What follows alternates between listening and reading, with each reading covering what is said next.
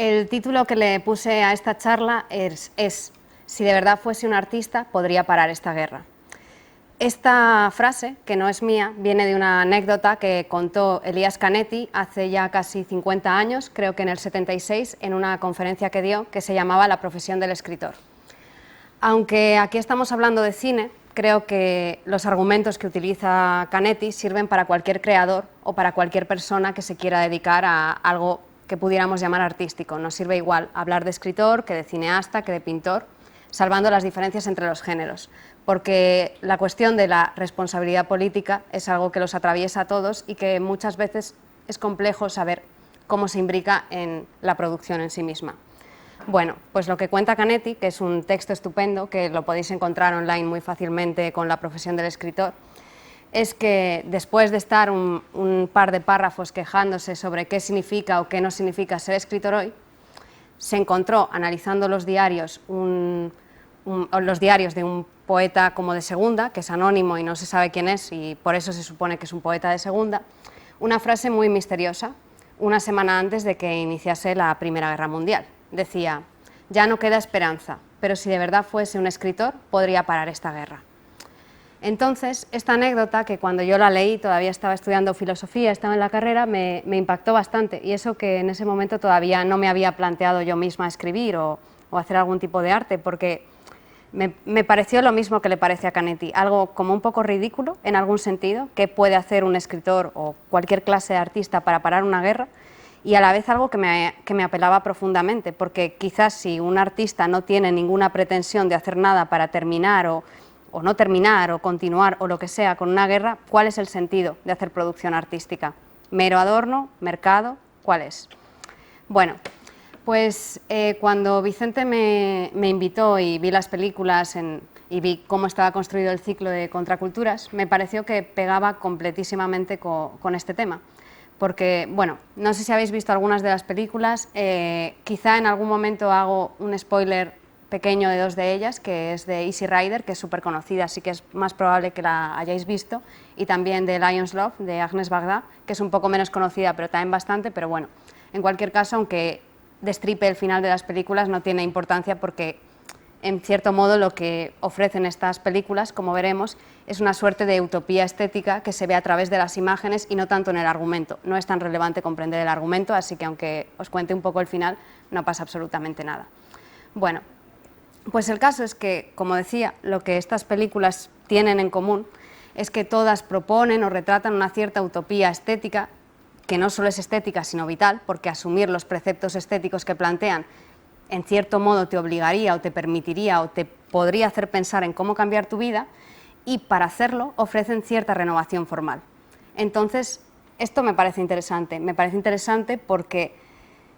es algo alejado de lo que vemos a veces en cierto cine mainstream cuando intenta retratar unas contraculturas o cuando intenta incluir en el discurso más o menos que pudiéramos llamar dominante unas ciertas formas de vida que no están recogidas, que lo que hace es más bien coger ciertas figuras que tradicionalmente han sido liminales e introducirlas en un relato que funciona de forma convencional o que quizá hace 15 años no era tan convencional, pero ya ha sido completamente asimilado por la lógica de la producción audiovisual.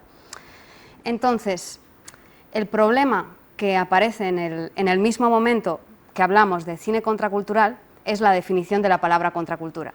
Porque, bueno, a lo largo de esta charla voy a decir una serie de nombres en sentido teórico, pero voy a intentar que el argumento se siga más allá de conocer o no la teoría. Lo que me importa siempre es el argumento y por qué vamos a llegar a los puntos que lleguemos y no saber exactamente qué es lo que dice Rostock sobre la contracultura o qué es lo que dice Adorno sobre la industria cultural, ni nada de eso. Entonces, aunque haya nombres, solo sirven pues, por si alguien quiere expandirse, ¿no? para ir a los textos o como análisis puramente de los textos. Entonces, en el texto que hace Rostock, que además es más o menos de la misma época que Canetti hace su conferencia sobre la responsabilidad del escritor, define la contracultura como un movimiento más o menos organizado, porque si no tiene ninguna clase de organización, tampoco es exactamente una contracultura, es más bien pues, una subcultura o una marginalidad que no tiene presencia mediática tan importante y que lo que plantea es eso, una crítica social al orden vigente. Entonces, lo que me llamó la atención al mirar el texto de Rostock es que tiene una intuición sobre qué significa contracultura muy similar a la que yo misma podía tener sobre qué significa vanguardia, que también es un tema en el que se podría entrar. ¿Cuál es la diferencia entre contracultura, vanguardia, si son lo mismo, si la contracultura implica una vanguardia o si la vanguardia es siempre una contracultura? Pero esto vamos a dejarlo fuera. Y es que quizá la primera gran contracultura o la primera gran vanguardia a la que podemos referirnos es el romanticismo del siglo XIX. Entonces, ahí tenemos un movimiento más o menos organizado teóricamente, no organizado a nivel como de lucha militante, que promulga unos ideales vitales y estéticos distintos a la sociedad de su alrededor. ¿Por qué digo que el romanticismo es la primera contracultura y no pudiéramos decir lo mismo, pues a lo mejor de siempre ha habido gente que hace arte o que hace algún tipo de discurso que se separa más o menos del orden vigente? Pues el romanticismo tiene la virtud o la circunstancia de estar alejado de un orden social concreto, sea un orden social que sea dominante o un orden social que está luchando por ser parte del espectro dominante, no está ligado a una lógica de mecenazgo ni a una lógica de cierta institución o cierta religiosidad, pero a la vez no solo está utilizando unos valores estéticos para evolucionar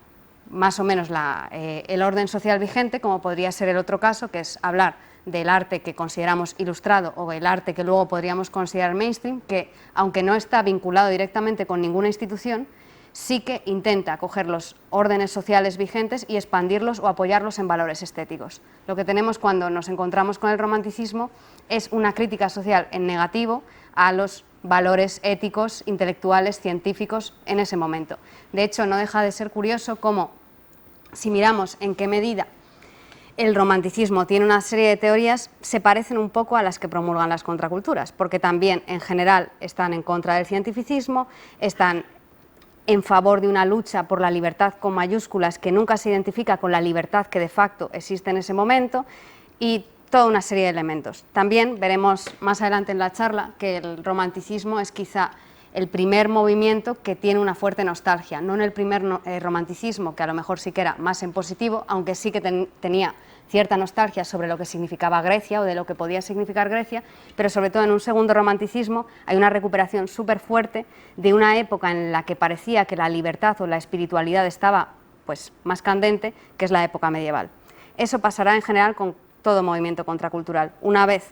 que hay un momento de expansión y de afirmación de la libertad, se suele de alguna manera caer en la nostalgia. Bueno, entonces, volviendo a la idea de la contracultura, todas las contraculturas que aparecen retratadas en estas películas, sea el punk, sea una cosa más hippie, o si hablamos del romanticismo, lo que intentan es proponer, y ya veremos por qué, una renovación formal muy fuerte y no solo quedarse en la inclusión temática de ciertas máximas que podrían hacerse dentro de una estética más tradicional del momento. Pero ya en el primer texto que encontramos del romanticismo, que es el programa para el primer manifiesto del idealismo alemán o algo así, es un texto muy conocido, es consciente de que para plantear esa utopía estética tiene que utilizar siempre el lenguaje que quiere derrocar. Esto además hará que, según avance la lógica contracultural, siempre se sienta como un problema mucho más candente, porque tendemos a pensar, que habría que ver si es cierto o no, que según avanza de alguna manera el espíritu o según avanza de alguna forma la historia humana, el lenguaje o los mecanismos que nos hacen pensar, sentir o ser de cierta forma cada vez son más apretados. O sea, puede parecernos que en el siglo XIX aún estaba más a mano la posible emancipación estética porque quizá el mundo no estaba tan desarrollado en lo que todos los críticos sobre la cultura de masas pueden llamar la catástrofe de la vida cotidiana, etcétera, etcétera. Bueno, en cualquier caso, volviendo a contraculturas más en contemporáneo y no al romanticismo, en general, cuando nos acercamos a un producto contracultural, sea en el momento, o sea, algo que está sucediendo ahora y que está más o menos poniéndose como alternativas al statu quo estético, o sea, analizando los textos o las películas del pasado, siempre hay como una sospecha que está muy a mano y es una sospecha muy alimentada por la crítica cultural que en general podríamos asociar a la Escuela de Frankfurt o a la sociología de Bourdieu, que es que las utopías estéticas tal y como están planteadas son, cuando son mainstream, o sea, cuando llegan a cierta difusión, como podemos decir que Easy Rider es una película bastante popular, no es una cosa desconocida que nadie sepa de qué película estamos hablando, son o bien irrealizables porque de alguna manera plantean unos panoramas estéticos que rápidamente, si tienen algún tipo de utilidad, van a ser absorbidos por la cultura dominante, signifique cultura dominante lo que signifique, que también es un problema en el que se podría entrar, o bien son directamente falsas. Nos encontramos, en lugar de esa lucha por la emancipación estética auténtica de toda la humanidad, que es a lo que aspiraba el programa del primer romanticismo, pero también a lo que aspiran en general casi cualquier contracultura, y ahí adquieren su sentido mitológico, épico, ¿no? Casi ninguna contracultura se enuncia como yo y mis amigos, que son estos, queremos ser más libres, los demás me dan igual. Algún caso hay, pero en general aspiran a una universalización humana o incluso liberar a gente que no forma parte de esa contracultura. Tiene la lógica de hacer despertar de alguna manera. Y entonces lo que se podría pensar de estos movimientos es que son falsos. Son falsos o bien porque son temporales o bien porque están hechos por personas privilegiadas en algún sentido que pueden tomar ciertas decisiones estéticas y vitales sin que eso tenga ninguna repercusión y luego en algún momento volverán a lo que podríamos llamar el redil. Esto en la película de Easy Rider, que voy a hacer un pequeño spoiler, se ve muy bien en cómo está grabada una de las escenas del final. Bueno, queda media hora para el final. Ahí están los dos protagonistas, los dos moteros que habréis visto, hablando con Jack Nicholson, y entonces Jack Nicholson como que se pone a decirles, creo que no les dejan entrar en un bar o algo así. Y entonces Jack Nicholson dice algo así, es que no os dejan entrar, no os dejan formar parte de esta fiesta porque estáis criticando sus valores, cuestionáis su existencia, es que vosotros es la libertad que ellos no se atreven a tener, la gente tiene miedo a la libertad. Pero a mí me pareció, cuando vi esta película, o quizá porque conozco el contexto en el que fue grabada, que en realidad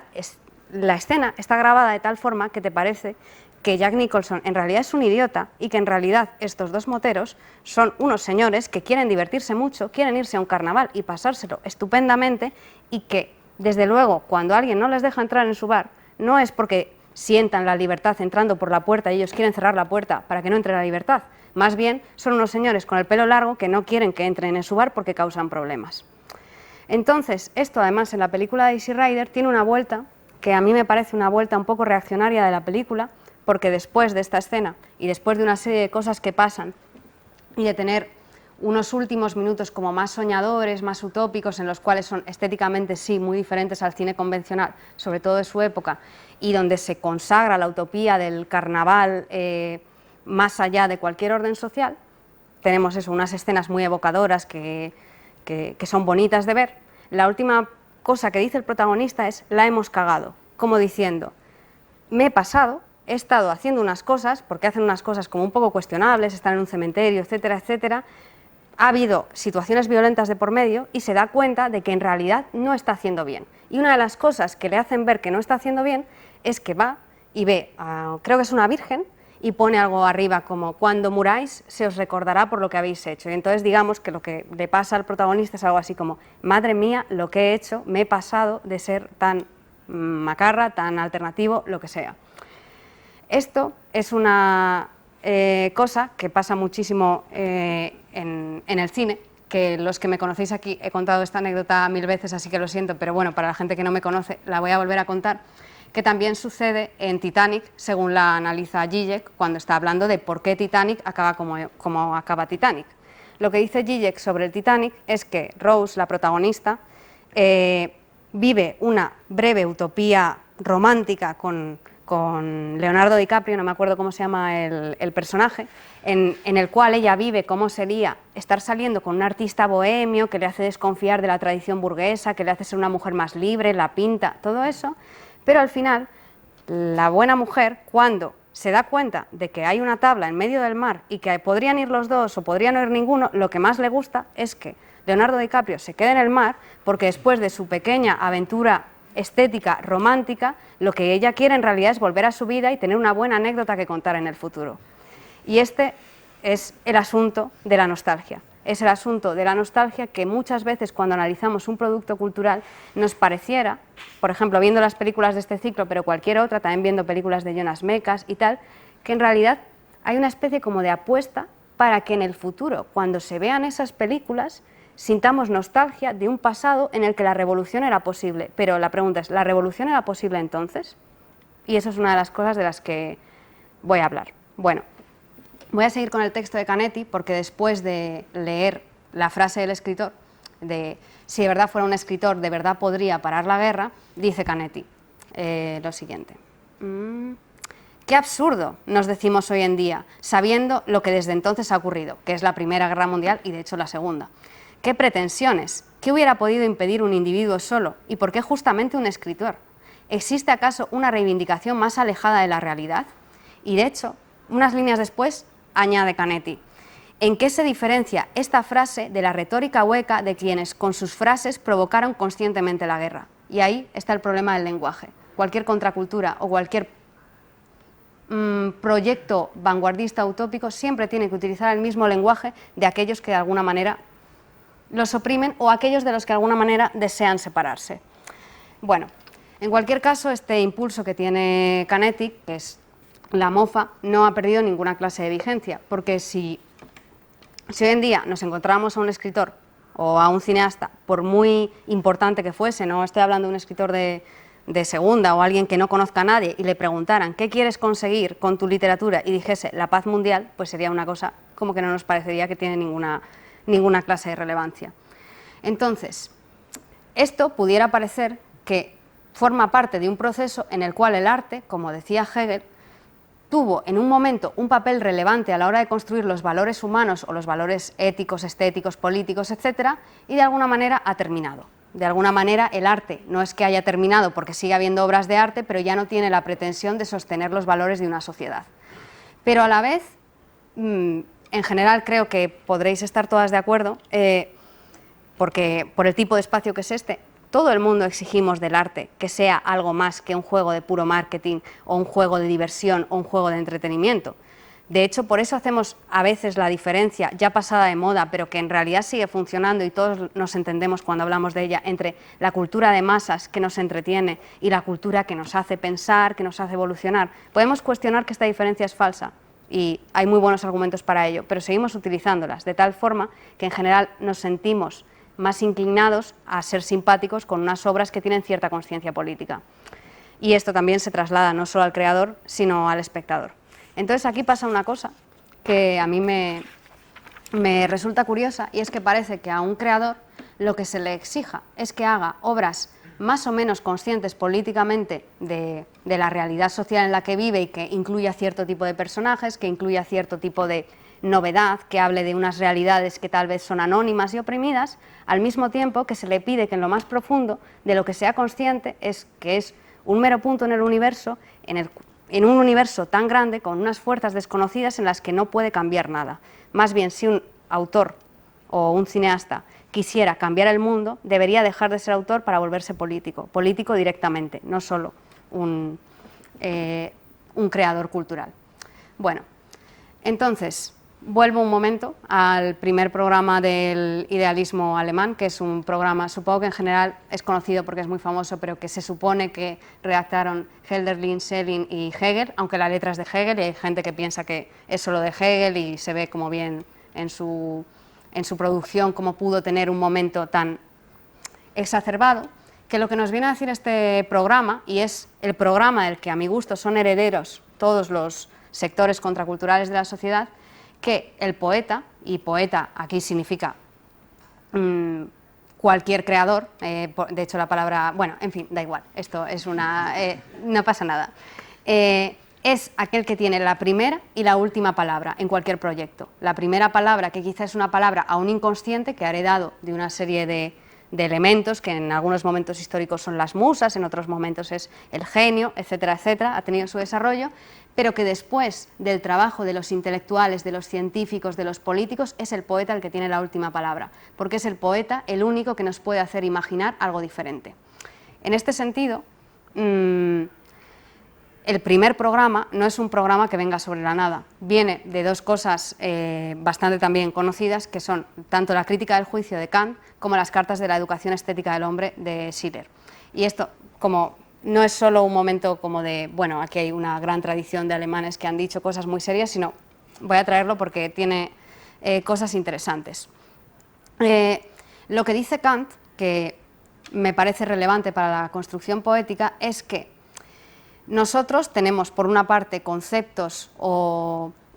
formas de ser que entran dentro del terreno del entendimiento y de cómo comprendemos la realidad que está a nuestro alrededor. Por ejemplo, cuando decimos que aquí hay 10 cosas, o hay 15 cosas, o cuando utilizamos la gravedad, o cuando usamos conceptos que nos sirven para vernos con la realidad empírica a nuestro alrededor. Pero eso no es lo único que tenemos. También tenemos una serie de ideas racionales que nos hacen siempre ir más allá de lo sensible, por cosas que en general no tienen realidad empírica. Esto es algo que ya aparece en los primeros textos de Kant. Pero la vuelta que le da la crítica del juicio es que lo que dice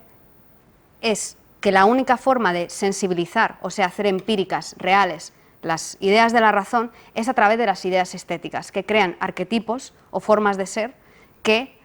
pueden hacer que nos identifiquemos con un mundo que aún no es real, con un mundo que aún no es empírico, con un mundo en el que quizá la libertad, signifique lo que signifique, porque en realidad es un significante bastante amplio, puede de verdad ser parte del mundo. Esto, un paso más allá, lo llevó Schiller, que lo que viene a decir, Schiller lo que se encontró cuando empezó a escribir las cartas, es que las exigencias racionales propias de la Ilustración, con todo lo que sabemos que es la Ilustración, en realidad no estaban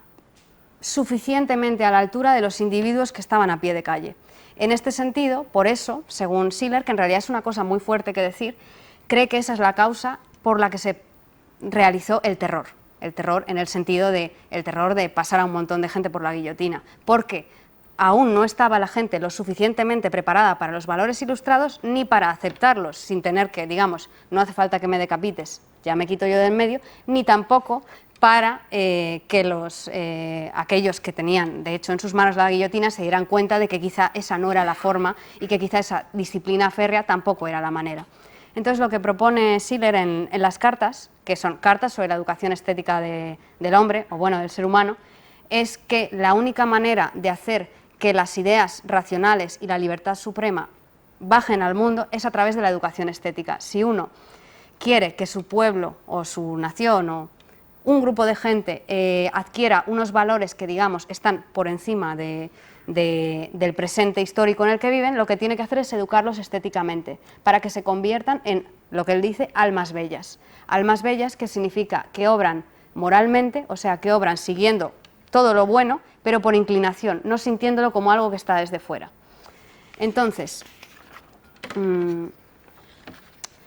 como decía, esta trayectoria del proyecto estético utópico, que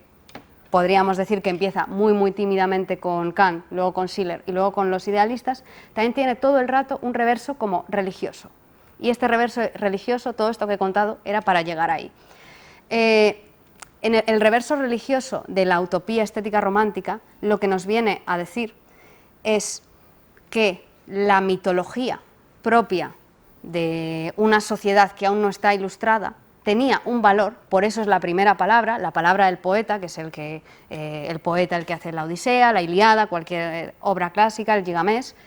y que luego, después de la revolución especializada, separadora, ilustrada, razón instrumental, todas estas cosas que suenan muy embrutecedoras, lo que tendríamos que hacer es recuperar al poeta para que vuelva a armonizar todo ese desarrollo del ser humano para lograr de nuevo esa utopía estética. Entonces, lo que nos proponen es una idea como muy chula, que es que la estética o el arte es la iglesia invisible sobre la que se tiene que apoyar cualquier noción de la humanidad al completo. De nuevo, esto es como una cosa muy atrevida. Normalmente estamos acostumbradas a que cuando alguien hace un discurso artístico, lo que más bien pretende es hacer una labor micropolítica o una labor muy pequeña o visibilizar su realidad o una cosa así, cuando aquí estamos hablando de gente que quiere cambiar la humanidad entera. Esto, en cierto modo, la idea de una utopía religiosa que ya no es religiosa, estética y que desde luego lo que nos propone es cambiar nuestra vida, ofrecer una vida diferente, es lo que también se puede ver, por ejemplo, en la película de Agnès Varda, que es la otra que he dicho que iba a destripar un poco, que en cierto modo lo que nos plantea ahí es una especie de utopía romántica en el sentido esta vez no de romanticismo, sino de romántica, de tres personas que tienen una relación muy especial, que viven su vida de una forma muy diferente, de una forma muy plena y de una forma muy bella. Y tú ves la película y querrías ser como ellos.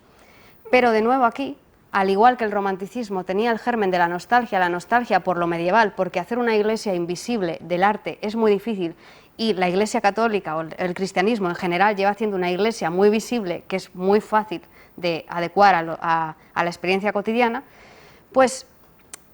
en la película de Bagdad también parece que hay una especie de utopía pseudo-religiosa con unos valores diferentes que no tienen títulos, que no intentan ser como posmodernos en su momento, y que al final, también media hora antes del final, de repente tiene su crisis. Porque tú estás viendo la película de Agnes Varda y por una parte parece que te está abriendo la puerta a un mundo que no has vivido y del cual quizá quisieras formar parte. Pero también parece como un producto acabado y la propia película te da la razón al final, porque hay un momento en el cual asesinan a Kennedy y le disparan a Andy Warhol y de repente el tono de la película cambia completamente. Y es como si ese momento en el cual había ciertas figuras, en este caso encarnadas en Kennedy y en Andy Warhol, y en estos protagonistas, y en la promesa de una película que sucede dentro de la película y tal, de repente, ¿qué ha pasado? Es como si se hubiera acabado ya la fiesta de los valores. Entonces, de nuevo, y esto se podría hablar de casi cualquier contracultura o de cómo nos relacionamos con la contracultura, porque me pregunto si hay alguna manera hoy de ser punky sin cierta ironía o sin cierta conciencia del acabamiento. Este germen de la nostalgia, a mi gusto, atraviesa cualquier idea contracultural. Entonces, aquí lo que me gustaría plantear son como 3 preguntas que luego voy a intentar responder para ver cómo podría hacerse esa forma de producción artística que es a la vez consciente, primero, de que utiliza el lenguaje que le lleva a la contra, y por eso hablamos de contracultura, y no hablamos de una cultura contra otra, hablamos de contracultura. Siempre utilizamos el lenguaje de aquellos que dentro de su contracultura consideran el enemigo. Luego, la segunda pregunta sería el problema de la absorción, el problema de cómo podemos hacer algo contracultural, tanto a nivel formal como a nivel vital, teórico, sin que sea absorbido inmediatamente por la tendencia dominante, para mercantilizarlo de alguna manera, etc. La idea de que cierto arte, después de lo que ha pasado en la humanidad, que en ese contexto concreto era Auschwitz, la Segunda Guerra Mundial, el Holocausto, no se puede seguir haciendo de la misma manera, y también la idea que aparece en sus textos sobre música, pero de nuevo se puede aplicar a todo, de que en general la música que se hace buena, en el sentido de buena para el espíritu, no es por 2 cosas. Uno, por cómo está determinado el objeto como parte de la industria cultural, y otra, por una regresión progresiva del oído de aquellos que escuchan música que cada vez están menos preparados, y entonces tenemos un objeto que cada vez se cierra más sobre los estándares de la industria cultural y un sujeto que cada vez quiere más recibir ese objeto que solo está dentro de los estándares de la industria cultural. ¿Cómo se podría hacer algo sin que fuese absorbido? O de hecho, no podría pensarse, a lo mejor nos interesa que sea absorbido, y eso es una propuesta reformista, y entonces el artista lo que sería es un lento reformador de la aventura del espíritu humano. Y luego, el tercer problema sería cómo podemos huir de la nostalgia cuando proyectamos una utopía estética, porque como digo, muchas veces incluso en la manera en la que en presente vivimos una utopía estética temporal parece que ya esté contemplando su acabamiento, y cómo dentro de 50 años mirarán los años 2020 como nosotros miramos a los 70 cuando son los textos de Rostock o los textos de Canetti, etc. Cómo escapar de esa nostalgia y por qué se recurre siempre a la nostalgia. Entonces, además me gustaría destacar que en todos estos casos, no sé cómo estáis escuchando esto que yo estoy diciendo, si sintiéndoos inclinados como hacia una opción o hacia otra, pero lo que realmente me parece curioso es que todos estos argumentos, a su favor o a su contra, podemos sostenerlos la misma persona hablando de diferentes productos. O sea, creo que en ocasiones podemos confiar en la utopía estética de forma muy concreta en ciertos casos, y en otras ocasiones pensar que es un mero momento de un mecanismo de absorción de la cultura. En ocasiones podemos pensar que cierta obra cultural solo está hecha para un nicho de población, siguiendo todas las directrices de Bourdieu de qué significa el hábitus y de cómo este producto es para esta gente, y lo sabemos y lo decimos, pero en otras ocasiones hablamos de la emancipación estética que nos ha dado cierto producto de arte. Y también hablando de ese problema de la absorción, creo que a veces vemos una labor como de absorción y nos parece estupenda, no sé, que en Star Wars haya unos ciertos personajes con los cuales las personas que los ven se pueden identificar, nos parece estupendo que la sirenita sea negra, nos parecen estupendas todas estas cosas, y en otras ocasiones no nos lo parecen, nos parece que han puesto a este movimiento social de forma desactivada y para producir un discurso completamente adaptado al mainstream. Por ejemplo, me parece que fue el caso de la película Sufragistas, que desde muchos ámbitos cinéfilos se vio como una especie de la aventura del feminismo por fin domesticada para el gran público, cuando ni siquiera el feminismo es un revulsivo social, al menos en el punto que retrata Sufragistas. Entonces, estas paradojas sobre qué significa o qué no significa la responsabilidad del autor, creo que están siempre en el seno de cada una de nosotras y que en general estamos desorientadas de qué es lo que pensamos como un nivel ontológico fuerte fundamental. Sabemos lo que pensamos de cada cosa, pero no sabemos lo que pensamos del todo. Y eso puede pensarse que es algo bueno o algo malo. Es más humilde en general. Entonces, voy a tratar todavía 3 cosas más relacionadas con estas y luego ya vamos a lo que a mí me parece que podría ser un programa o una forma en la cual un artista se podría acercar a la producción, que tampoco es tan diferente a lo que el espectador debe hacer al consumir obras de arte, porque no porque vayamos a caer en el tópico banal de que crear y recibir lo creado es lo mismo, o que la obra de arte solo se completa con el espectador, que eso todo está muy bien, pero no me estoy refiriendo a eso. Me estoy refiriendo a cómo valoramos los productos culturales y qué les pedimos. Seamos espectadores ahora, seamos creadores ahora, qué es lo que estamos haciendo. Bueno, el primer problema que quería plantear es el del lenguaje. Desde el principio he estado hablando de que la contracultura siempre utiliza el lenguaje de la cultura dominante y que eso era consciente desde Hegel cuando escribió el primer programa del idealismo hasta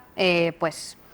cualquier persona en el mismo momento que hablamos de contracultura o que intentamos pues, utilizar ciertas formas de disruptir, pero siempre utilizando el lenguaje, vamos, creo que hace falta ser muy naif para ignorar que siempre utilizamos el lenguaje de lo que podríamos llamar el statu quo. Sobre esta cuestión, dentro de la historia del cine o de la historia de las imágenes, hubo un debate muy interesante, esta vez un poquito antes que los 70, bueno, pero muy poquito antes, sobre qué significaba o qué no significaba que algo fuera representable o irrepresentable. Concretamente estuvo vinculado a la representación, como he dicho antes, de las imágenes del Holocausto. Entonces, es un tema muy complejo, pero lo que se venía a decir es, cuando cogemos cierta experiencia extrema de la humanidad, como es estar en una cámara de gas muriendo, como son los campos de concentración, como es todo esto, muchas veces al adaptarlas o bien a una exposición, que de ahí vino el debate más grande a nivel artístico, con un debate que, digamos, en un lado están como Didi Uberman y en otro lado están unos teóricos del arte que no son muy conocidos, pero que hicieron unos textos que en realidad encarnan lo que mucha gente piensa sobre los excesos del arte cuando representa el Holocausto o cualquier cosa horrible. Que lo que vienen a decir es, la parte, por así decirlo, Didi Uberman, hay que representar esto porque es un ejercicio de memoria, porque esto es lo que es, esto tiene que mostrarse, etcétera. Hay como que despertar la conciencia, mientras que los otros dicen, despertar la conciencia aquí no significa más que musealizar la experiencia, llevarla a un panorama como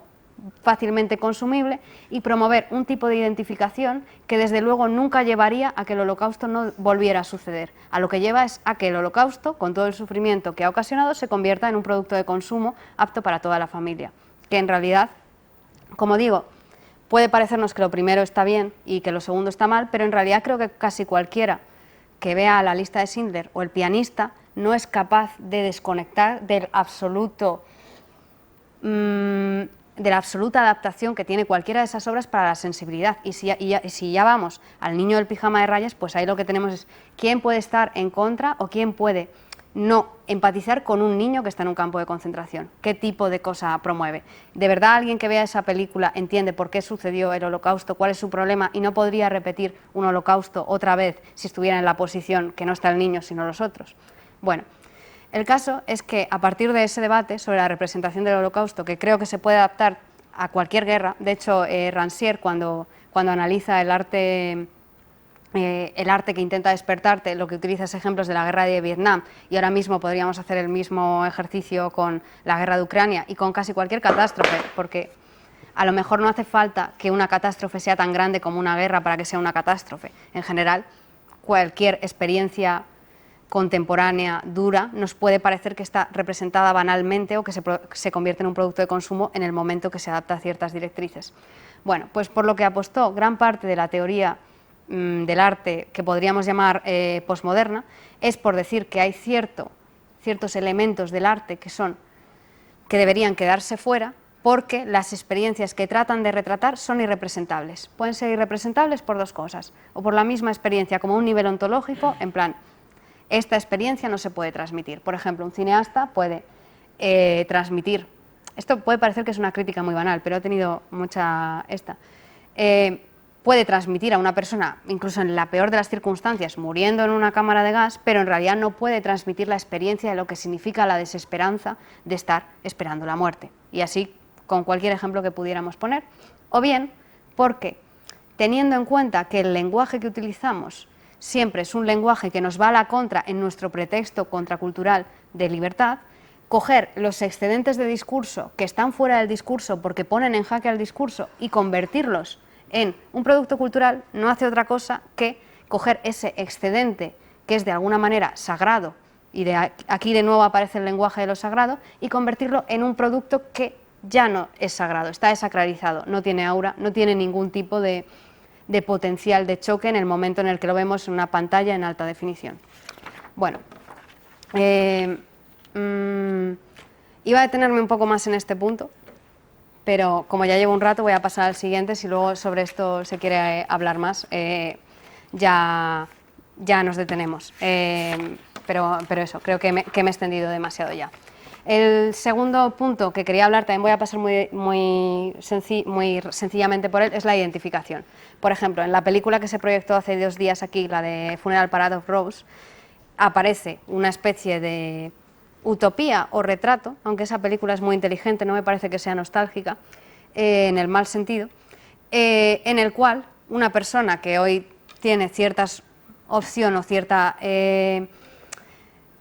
forma de ver un pasado en el cual la sexualidad homosexual o la sexualidad travesti no estaba admitida en el statu quo, se puede sentir identificado por los personajes que están ahí, y entonces sentir que, digamos, hay una línea directa que va desde esos personajes hacia su propia experiencia. Eso también pasa constantemente con toda teoría feminista que trata de hacer una genealogía del discurso de las mujeres del pasado hasta el presente e imbricarse dentro de cierta tradición. Por una parte, esto que acabo de decir nos parece estupendo y, bueno, o sea, a mí me parece estupendo y me parece que es necesario que se incluyan referentes de alguna manera, pero también no deja de ser cierto que en esa inclusión de una larga trayectoria de referentes que han sufrido en el pasado para llegar a donde estamos hoy, a veces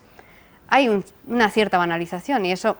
sobre todo con el feminismo, se puede ver en qué momento el feminismo se ha podido volver tan mainstream que llega a ser contrario a lo que deberían ser los preceptos del feminismo. Bueno, ese sería el punto. ¿Cómo se puede producir una identificación tanto con unos personajes con los que nos identificamos como con unos personajes que no nos identificamos nada, por ejemplo, un niño que está en un campo de concentración, sin que la respuesta a lo que nos lleve sea una respuesta emocional que nos lleve a no pensar en aquello que ha llevado a esa situación o que de verdad traza una genealogía como arqueológica y discontinua, y no una mera genealogía de un niño sufre, yo también fui un niño que sufre, cuando la diferencia entre ese niño que sufre y tú como un pequeño niño que sufrió y que aún vive en tu interior es muy diferente. Y luego, sobre el caso de la nostalgia, voy a volver un momento al texto de Canetti para leeros cómo empieza, porque me parece que evoca muy bien qué significa la nostalgia por un pasado en el cual la revolución aún era posible. Dice, esto es justo el principio del texto: entre las palabras que durante un tiempo han languidecido hasta la extenuación y el desamparo, que la gente evita y encubre, quedando en ridículo al utilizarlas, que se vacían y vacían hasta que, deformes y atrofiadas, se convierten en una amonestación, figura la palabra escritor, volviendo al tema inicial de la charla.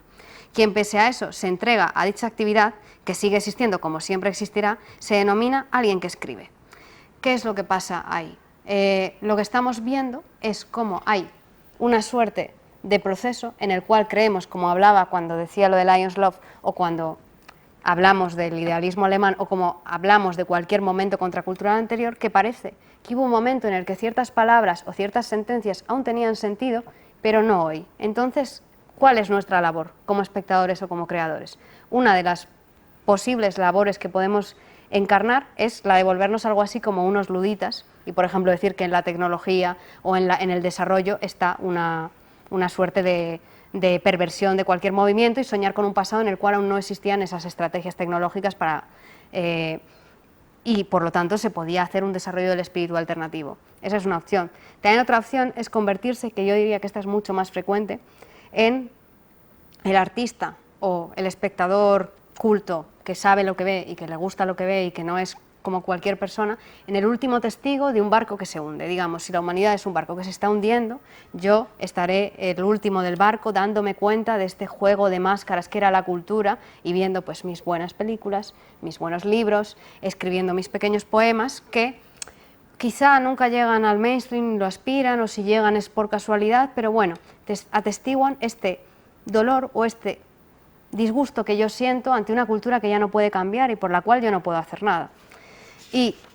luego la última opción es volverse directamente un reaccionario, como de hecho si vemos la trayectoria de muchos escritores que nos gustan, empiezan con una especie de utopismo estético muy fuerte y luego tenemos a Vargas Llosa, tenemos a Bolaño que se murió justo a tiempo de no volverse realmente reaccionario y tenemos una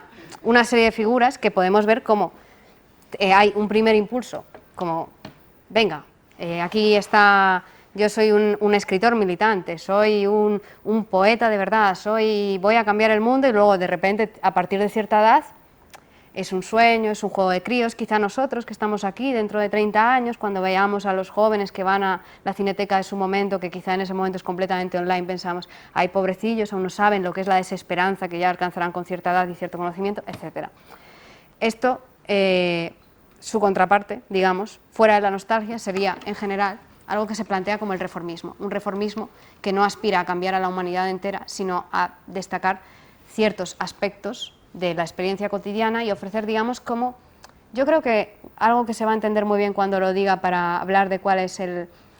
un proyecto estético muy común que es reformista, es hablar de lugares habitables, espacios habitables. Yo no quiero cambiar el mundo, ni siquiera quiero cambiar España. Quiero tener un espacio habitable en el que desarrollarme, en el que nos desarrollemos, en el que quepa mi diferencia, etcétera, etcétera. Y de esa manera se hace un arte que en general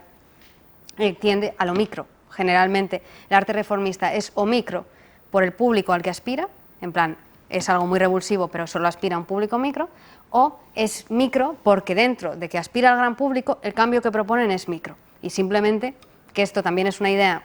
no tan romántica en el sentido romántico, sino quizá en lo que hace luego Hegel o en el presupuesto ilustrado, que la libertad si se alcanza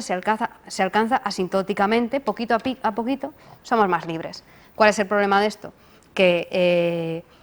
en realidad muchas veces vivimos en un mundo en el que ya no queda tiempo. O sea, ¿qué significa que el cambio de la libertad vaya a suceder poco a poco? ¿Qué significa una utopía estética que sacrifica el presente por un futuro que tal vez llegue dentro de 150 años y que de verdad sea la utopía estética realizada? En general, pues eso, a sacrificar al presente. Entonces, bueno, hasta aquí he planteado como un poco las cosas negativas que tienen que ver con el oficio del creador o el oficio del escritor, del cineasta o también de la labor del espectador. Me he dejado muchas fuera, por ejemplo,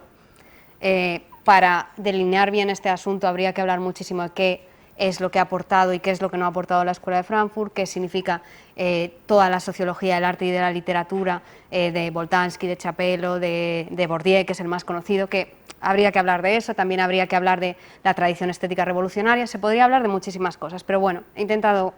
más que hablar del arte o las teorías en particular, hacer como un esbozo general de las cosas que eso luego podemos ampliar.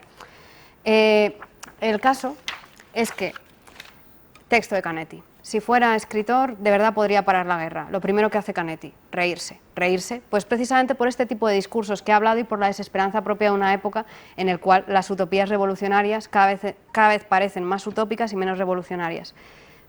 Pero luego, dice Canetti, como creo que a cualquiera nos pasaría si encontrásemos una nota escrita a mano que dice eso y que está datada del año 39, se quedó como con la idea en la cabeza y se puso a pensar en por qué se había quedado la idea en la cabeza y qué es la potencia que había en esa pequeña frase que le podía permitir vivir en su cabeza sin poder quitársela de encima. Y entonces, lo que Canetti dice es, después de meterse en por qué estoy pensando esto y hacer unos desarrollos teóricos que no voy a leer, pero el texto está disponible muy fácilmente, dice: si un escritor quiere ser políticamente un agente que pueda intervenir en el desarrollo fáctico de la humanidad, lo primero y más importante, diría yo, es su condición de custodio de las metamorfosis. Custodio en un doble sentido. Por un lado, tendrá que familiarizarse con la herencia literaria o la herencia revolucionaria de la humanidad, que abunda siempre en metamorfosis, porque la historia de la humanidad siempre ha sido una historia de la metamorfosis. Y lo segundo, la buena literatura, de nuevo, el buen arte o el arte emancipado, o como quisiéramos llamarlo, exige la metamorfosis concreta en cada individuo que viva y esté allí, en su presente. Y el escritor aprende y practica la metamorfosis haciendo mitos y reapropiándose de la tradición literaria. No es nadie si no la aplica constantemente a su propio medio.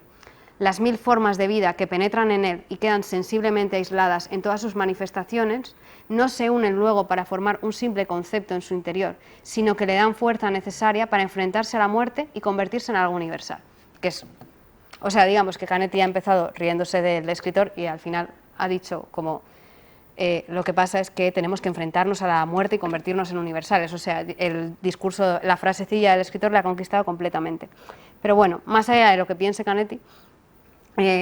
esa parte del texto, que cuando la leí por primera vez, no, o sea, la leí y punto, y luego el texto de Canetti se pone a analizar el Gilgamés y la Odisea y todo eso, y pues y más, cuando volví a leerlo hace poco para preparar esta charla, me llamó la atención, porque ¿qué significa cuidar la metamorfosis? Y me parece que, de nuevo, conecta muy, muy bien con la idea de la iglesia invisible que planteaba el idealismo alemán, que la frase más famosa del primer programa del idealismo alemán dice algo así como monoteísmo de la razón e infinita expresión artística. Eso es lo que queremos. Está mejor escrito porque no me he sacado la cita, pero lo de monoteísmo de la razón seguro que lo habéis escuchado alguna vez. En ese momento, digamos que a lo que aspiraba el primer idealismo era a una especie de idea universal que está en el fondo de la conciencia humana, algo de lo que podemos desconfiar ahora bastante, y que se puede actualizar estéticamente como haciendo una nueva mitología. Pero el punto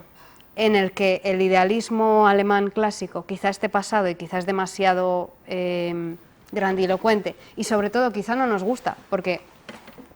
precisamente la crítica de la cultura que ha desempoderado en cierto modo la labor de los artistas, lo que ha hecho también de forma muy efectiva es evidenciar cómo todas las ideas de libertad, emancipación, etcétera, que se utilizaban en un horizonte ilustrado o decimonónico, en realidad eran muy parciales, muy pequeñas, muy adaptadas a aquellos que querían hablar de libertad, pero bueno, querían libertad para ellos o lo que pensaban que era libertad para los demás, etcétera. O sea, todos esos mecanismos tienen su eficacia, pero esta idea de retomar los mitos, y aquí ya como que voy a hablar yo y voy a hablar de lo que a mí me parece una propuesta estética interesante, me lleva a pensar en qué podría ser ahora un escritor que fuera responsable. De nuevo, esto ya, lo anterior he intentado hacer como un panorama histórico y aquí más voy a lanzarme y probablemente muchas cosas serán completísimamente debatibles.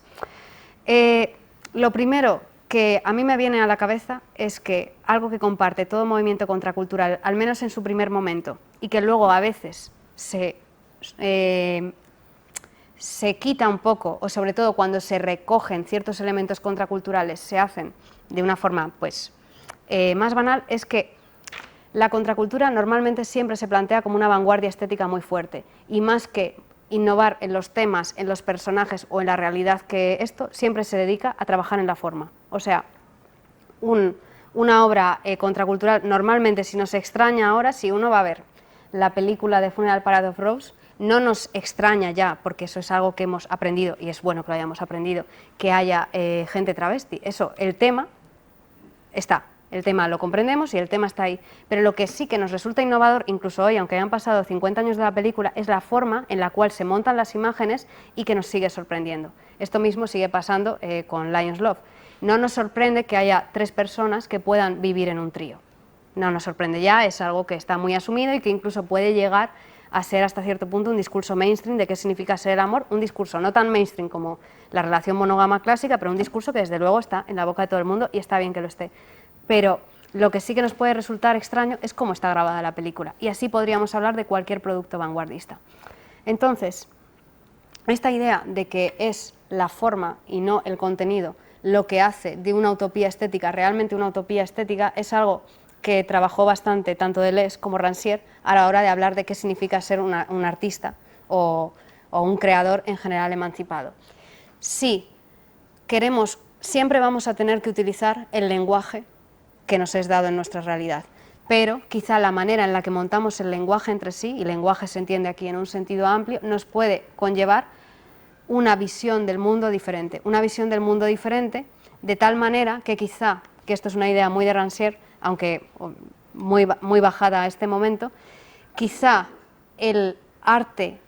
puramente formal que innova a unos niveles formales que nos pueden resultar extraños o diferentes al discurso mainstream, es más político o tiene en sí una propuesta política tan potente como el arte que se define militante y que, digamos, que hace de la política su tema y coge la política y la convierte directamente en un tema en el que retratar ciertas realidades. Esto mismo en Rancière, que tampoco me voy a meter mucho, tiene la contraparte de,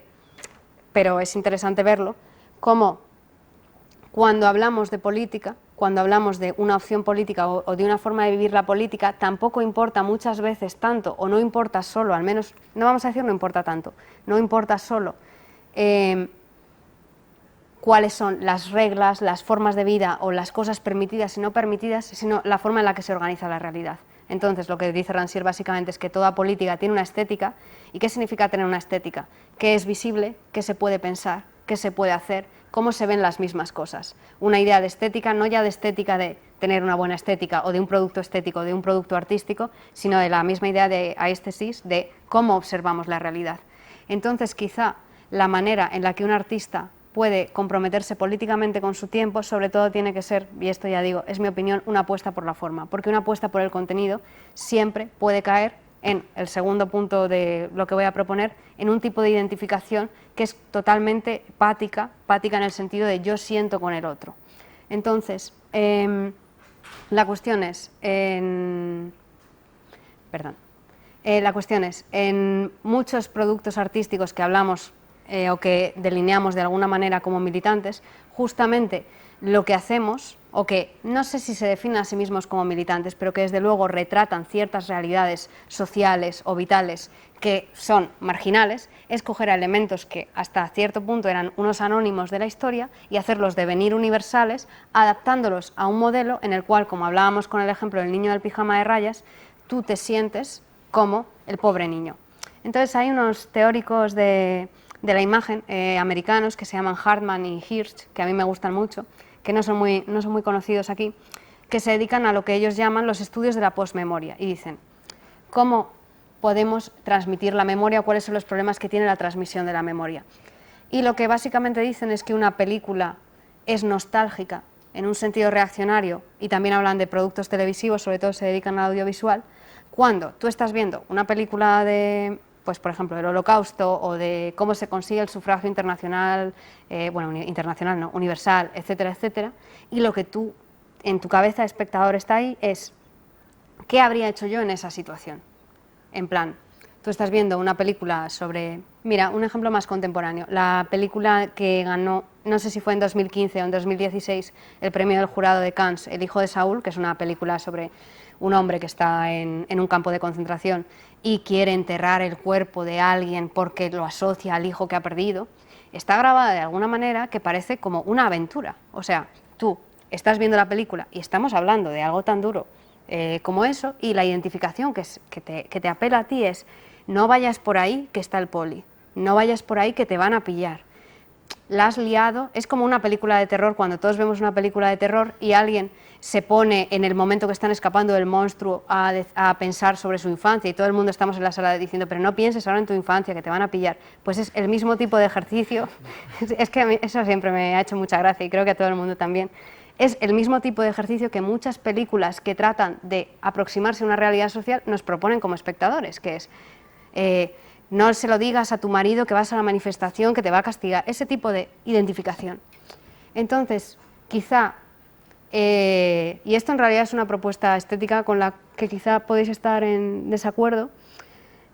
nos debería llevar a un alejamiento de los discursos del yo, porque los discursos del yo tuvieron una importancia muy grande para visibilizar ciertas realidades y quizá esas realidades ya han sido suficientemente visibilizadas, o quizá no, y estamos en un proceso, pero quizá ese proceso solo puede ser culminado del todo por una apuesta formal que se centre más en el entramado psicosocial que la rodea y no tanto en la vivencia íntima con la cual podemos empatizar un montón cuando leemos un texto, por ejemplo, o una película sobre, yo qué sé, cualquier problema social. Me da igual si es un problema social grande como una guerra, como un problema individual de me siento así. Y entonces, unido a esta apuesta por la forma, yo diría que habría que hacer una apuesta por el alejamiento de la vivencia individual, no en tanto que cogemos una vivencia individual nuestra o ajena y la ponemos en la palestra, que eso es muy importante, sino en la manera que pedimos una identificación puramente sentimental, que en general, tampoco sé si en esto estaréis de acuerdo, yo diría que una identificación sentimental es exactamente lo contrario a una identificación política. O, aunque a veces la identificación política se base en identificaciones sentimentales, ese solo puede ser un primer momento de la articulación política, que es el que nos hace a los 15 años querer sentirnos como esa persona. Pero luego hay que evolucionar, porque sobre el sentimiento no se construye exactamente política, o no solo sobre el sentimiento. Y luego, unido a esto, esta apuesta formal, que además se aleja del yo, que además de alguna manera obtiene una manera de tratar a los anónimos o los anónimos de la historia como algo distinto a un grupo subjetivado de alguna manera militante, en plan, estos son los pobres que les ha pasado eso y son un bloque en sí mismos. Quizá tampoco deberíamos caer en lo contrario, que es buscar una especie de representación objetiva, porque eso es exactamente el gran problema que han tenido los discursos que podríamos hablar cientificistas, ilustrados, etcétera. Si intentamos coger, digamos, los preceptos de un teatro de Brecht o algo así, quizá ese tipo de ironía o de teatro realista, en realidad también es un poco conflictivo, porque lo que propone es que el artista es aquel que está por encima de aquello que está contemplando y está enseñando a los pobres espectadores que no conocen nada de esa realidad lo que es la verdad. Y eso tiene dos problemas, aparte de que siempre va a generar un discurso parcial, porque uno o una, cuando crea, no puede pretender tener la verdad universal de las cosas. En general, lo que promueve es que el espectador tenga dos reacciones, o cerrar los ojos porque le han puesto algo tan horrible que es como, mira, yo esto no lo quiero ver, me quiero ir a ver otra cosa que sea más agradable, o sentirse un poco insultado en su inteligencia, en plan, ¿quién eres tú que me viene a mí a explicar lo que tengo que hacer y cómo tengo que vivir mi vida? Entonces, para eso, me parece que las dos posibles estrategias que un autor podría tener hoy son una que marca Deleuze en sus textos sobre cine, que a mí me gusta mucho, y también una apuesta, y ya con estas dos cosas voy a terminar, sobre una labor política del artista que no apela a la articulación política a lo grande, o puede apelar, pero después, sino a una articulación política de la propia intimidad personal. Entonces, lo que dice Deleuze es en sus textos sobre cine, creo que está en el tercer volumen, analiza la película de La aventura de Antonioni, y ahí dice, la película de La aventura va de un hombre que está saliendo con una mujer, no sé si están saliendo o están casados, no recuerdo, y va a un viaje a una isla con la mejor amiga de la mujer, y entonces la mujer, su mujer, con la que tiene una relación íntima bastante conflictiva, desaparece, y durante toda la película el marido o el novio y la mejor amiga de la que ha desaparecido lo que hacen es dedicarse a buscarla, y mientras la están buscando lo que pasa es que ellos dos se enamoran de tal forma que en realidad ninguno quiere encontrar a la persona que se ha perdido, porque se acabaría la utopía romántica en este caso. Y lo que dice Deleuze es que esa película retrata muy bien cómo, aunque no queramos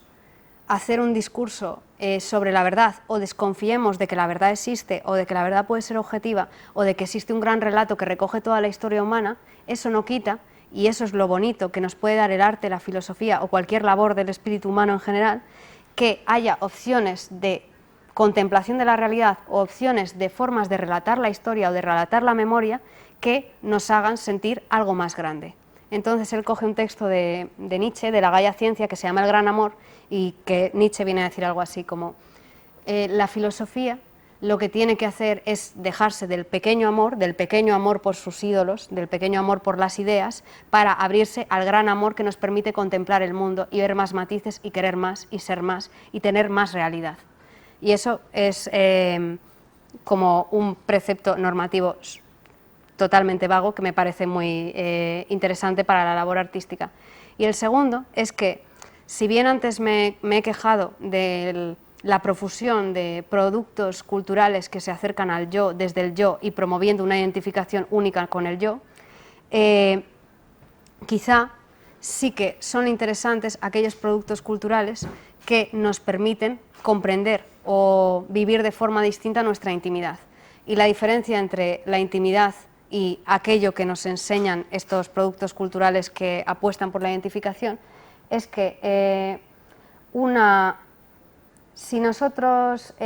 quisiéramos entrar en la vida de alguien, entrar de alguna manera en su vida, podríamos hacer algo que sería invadir completamente su privacidad. Podríamos leer sus diarios, podríamos espiarles, o incluso en un mundo tecnológico futuro podríamos leer su pensamiento. Y entonces tendríamos la privacidad completa de esa persona, todos sus pequeños desastres, todos sus problemas, todo, lo sabríamos todo. Pero es eso exactamente lo mismo que la intimidad o cómo vivimos nuestra experiencia de lo íntimo o cómo articulamos esas cosas. Y como precisamente estábamos hablando de articulación, de cómo la apuesta por la forma es una manera de articular y cómo la propuesta de una vanguardia estética o de un producto contracultural es una forma de articular los mitos, que no de rehacerlos, porque por suerte o desgracia los mitos del ser humano en general casi siempre son los mismos y se pueden expandir poco o mucho, pero seguimos siempre girando sobre los mismos problemas que, como acababa diciendo Canetti, al final es la esperanza y la entereza del espíritu hacia la muerte, que es el gran problema del espíritu humano. Si os fijáis, lo que estamos teniendo aquí es una especie de círculo que nos lleva a comprender que la labor del creador no puede ser tan atrevida como la de un idealista alemán que en el siglo XIX, que además ninguno era artista menos Hölderlin, se proponía hacer una especie de utopía estética que fuera un monoteísmo de la razón y una pluralidad de la experiencia sensible, pero que tampoco se queda en el pequeño relato que o bien es reformista o bien es minoritario. Pero de todas formas, y con esto ya voy a acabar, porque creo que ya me extendí lo suficiente, con estas cosas se puede o no se puede estar de acuerdo, porque de hecho en realidad es un tema extremadamente complicado. Pero el texto de Canetti acaba, después de hablar de cómo el escritor tiene que rehacer los mitos y ser testigo de las metamorfosis del espíritu humano y sobre todo darle las palabras o darle la forma de comprender las imágenes del mundo de una forma articulada que le permita vivir su vida de una forma quizá más plena o quizá no, pero al menos de una forma vivible, lo que dice es: sobre todo, lo que un artista nunca tiene que ser es cínico. Y acaba el texto así, y con eso voy a acabar yo también. Dice: no puede ser tarea del escritor dejar a la humanidad en brazos de la muerte. Consternado, experimentará en mucha gente el creciente poderío de la muerte, él que no se cierra a nadie. Aunque esta empresa parezca inútil a todos, él permanecerá, si quiere ser un buen escritor, un escritor comprometido, activo, y jamás capitulará bajo ninguna circunstancia. Su orgullo consistirá en enfrentarse a los emisarios de la nada entendiéndolo como el nihilismo, que es algo que ha sido rehecho antes en el texto, que cada vez más numerosos en el arte, y combatirlos con medios distintos a los suyos. Y los medios serán estos. No arrojarás a la nada, al nihilismo, a nadie que se complazca en ella. Solo buscarás la nada para encontrar el camino que te permita escapar de ella, y mostrarás ese camino a todo el mundo. Perseverarás en la tristeza, no menos que en la desesperación, para aprender cómo sacar de ahí a otras personas, pero no por desprecio a la felicidad, que es el bien sumo de todas las criaturas, sino porque todas y cada una de ellas se lo merecen, aunque se desfiguren y se destrocen las unas a las otras. Y ya está, con esta alabanza.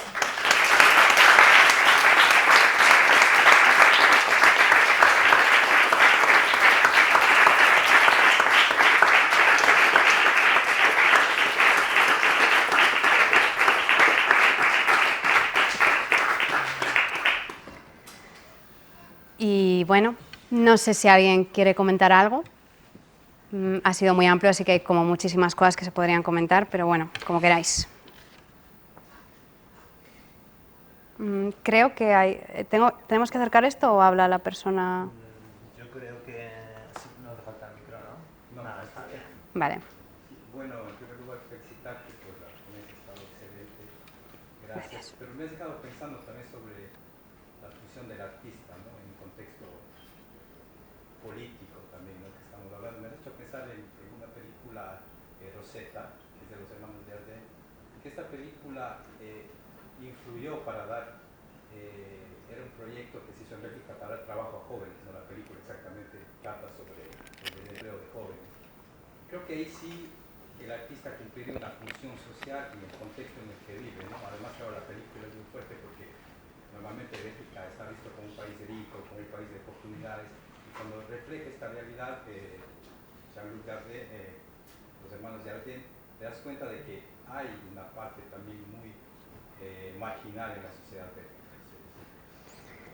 Bueno, ¿Cómo plantearías este problema acerca de un artista que trabaja a nivel local, pero también el problema lo hace universal con una película? bueno, la verdad es que esa película no la conozco, pero sí que me ha hecho pensar en, por ejemplo, una película más o menos similar que creo que es de Joaquín Jordá en España, que también lo mismo, trata la vida de, creo que es, hace mucho que la vi, de un manicomio, y para hablar de los problemas que tiene un manicomio y todo eso, también utiliza pues a gente que, por lo que he entendido de tu comentario, eran actores no profesionales los que Claro, forman parte de la película. bueno, él también técnicamente trabaja muy al estilo documental, ¿no? La cámara siempre en movimiento y todo. Pero también esta película, lo que te digo es que cambió la legislación belga y es un proyecto acerca de jóvenes desempleados y el Estado se encargó un poco de ver la problemática de los jóvenes, ¿no? De inserción al trabajo, porque exactamente es el tema de la película.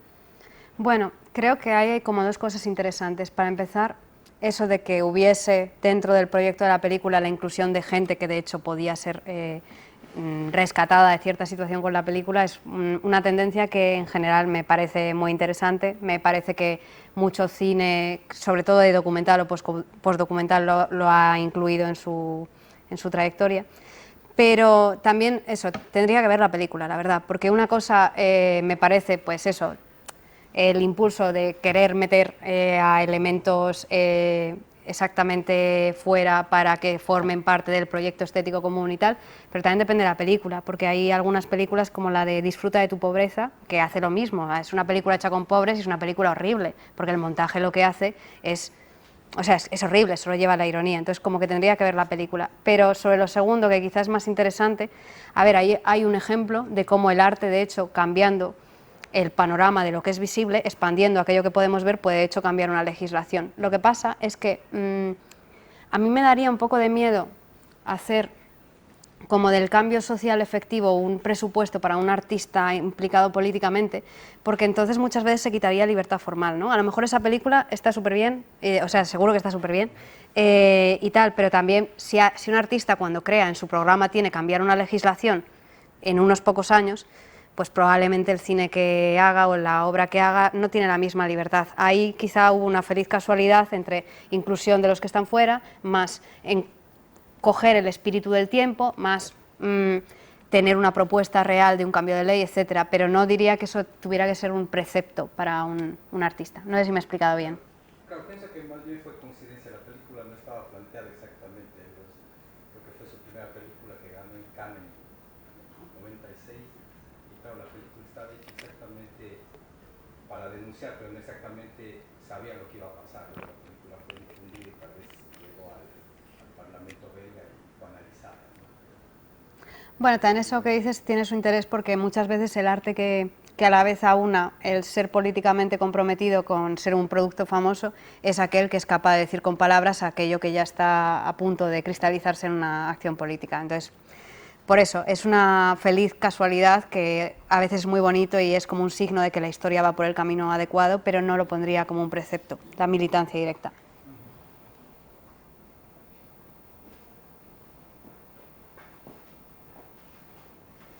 ¿Alguna cosa más por ahí?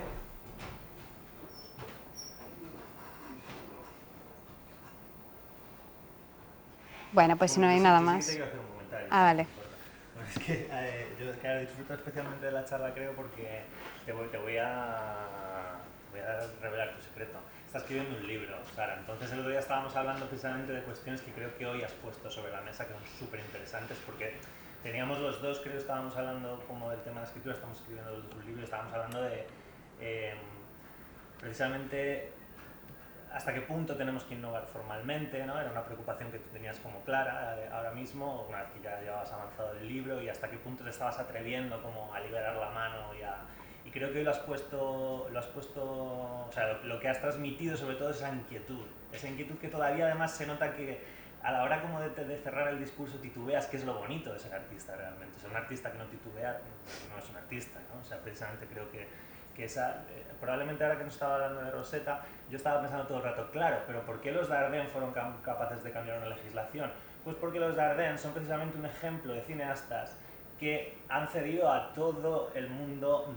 a todo el mundillo de Cannes, del cine de autor, han pasado por todos los festivales, aspiran a todas las becas europeas, es decir, forman parte de un sistema que es político de por sí. O sea, es que están entre dos mundos, el mundo político de los festivales, de las revistas, de las ayudas europeas, etcétera, y el mundo artístico. Pero un artista de verdad, estamos este año en el centenario, en el aniversario del nacimiento, sí, el centenario del nacimiento de Pasolini. Un artista de verdad, que a mí me parece como un ejemplo de artista de verdad convulso y metido como en un mundo que ni él mismo comprendía hasta qué punto tenía que llegar a hacer análisis críticos, análisis políticos y hasta qué punto tenía que ser innovador formalmente. Él siempre tuvo esas dudas vigentes. Creo que cuando vemos su figura, tantos años después de su muerte, tenemos que coincidir todos en una cosa, y es que fue un burgués, pero sobre todo no porque aspirara a una vida burguesa, no porque, lo decía como una broma en una charla, no porque le gustaran los Alfa Romeos, que también, ¿no? Evidentemente era lo que quería, sino porque toda su obra es una obra que se dirige claramente a la gente como él, se dirige a la gente formada, se dirige a la gente burguesa, es una obra orgullosamente elitista, y es orgullosamente elitista precisamente porque es formalmente radical. Y es lo que nos sigue asombrando todavía hoy cuando vemos Teorema, que es una película realmente compleja formalmente, no es una película para despertar la conciencia política del pueblo. Es una política como para que nosotros, que estamos formados y que tenemos ya nuestra formación, es decir, que somos pequeños burgueses, por lo menos si no en efecto somos potenciales pequeños burgueses, nos sintamos como movidos, ¿no? Por la forma, que es una cosa que realmente a nosotros nos agita. Entonces yo creo que es súper bonito lo que has planteado, y precisamente porque te he visto metida en ese mundo en el que todavía estás como en mitad de un sismo, estás como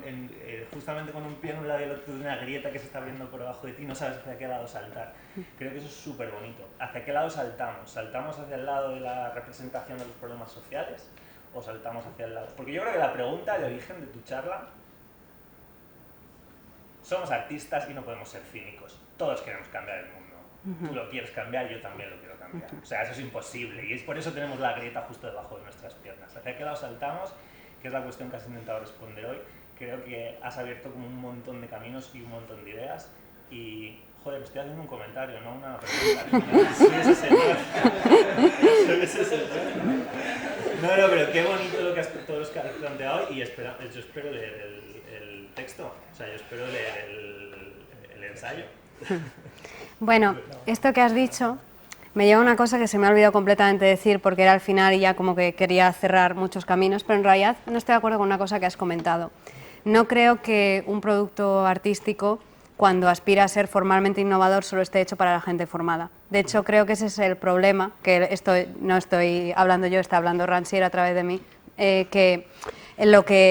es el problema que tiene, digamos, la teoría del arte más crítica con la industria cultural, y es pensar que los espectadores son tontos, el pobre espectador es tonto, necesita que le eduquen, etc. A lo mejor la manera de emancipar es pensar que lo van a comprender, porque en realidad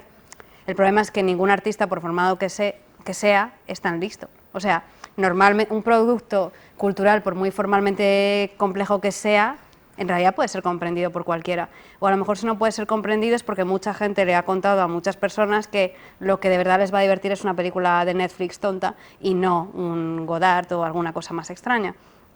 Aunque también ahí se podría hablar, es que es un tema muy complicado, de si también a lo mejor alguien puede alcanzar la emancipación suprema, y lo digo sin ápice de ironía, con una película de Netflix random, y mucho Godard lo que puede tener es mucho sueño y ya está. Pero bueno, sí que me ha gustado esto porque no creo que la forma solo esté hecha para una minoría. Sí, la verdad es que según me has respondido, yo también creo que me he equivocado. Bueno. Además, yo he visto Teorema con mi madre y aunque no tal, dice, wow, hay un misterio, que es el misterio del arte, ¿no? Al final hay ese misterio que es como algo que, hostia, es verdad, tienes toda la razón, perdón. Si lo sé, no vengo. Bueno, pues... ¿ya? ¿O...? ¿Nada más? Bueno, pues muchas gracias por venir. Gracias a ti.